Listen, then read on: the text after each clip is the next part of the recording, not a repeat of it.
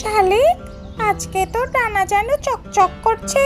সাবান দিয়ে ঘষেছিস নাকি?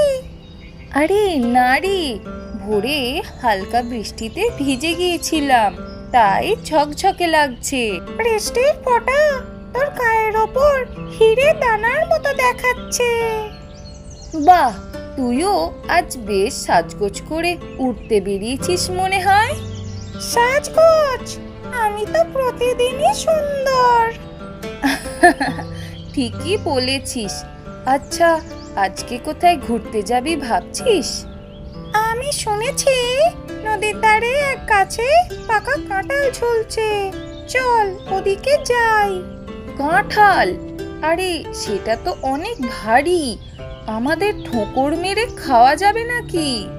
আরে বোকা, আমাদের ঠোকর দিয়ে নয়, ওখানে কাঁঠালের গন্ধে পিঁপড়ে আর কাঠবেড়ালি আসবে। আমরা তাদের দেখে মজা নেব। বাহ, তোকে না হলে আমি কিছুই ভাবতে পারি না। অবশ্যই, আমি না থাকলে তুই শুধু আকাশে ঘুরে ঘুরেই থাকতিস। আচ্ছা, তবে একটা বাজি ধরা যাক, যে আগে কাঁঠাল গাছটা খুঁজে বের করবে সেই হবে আজকের রাজা। ঠিক আছে, তবে রাজা হলে তোকে গাইতে হবে, আমি রাজা, আমি রাজা।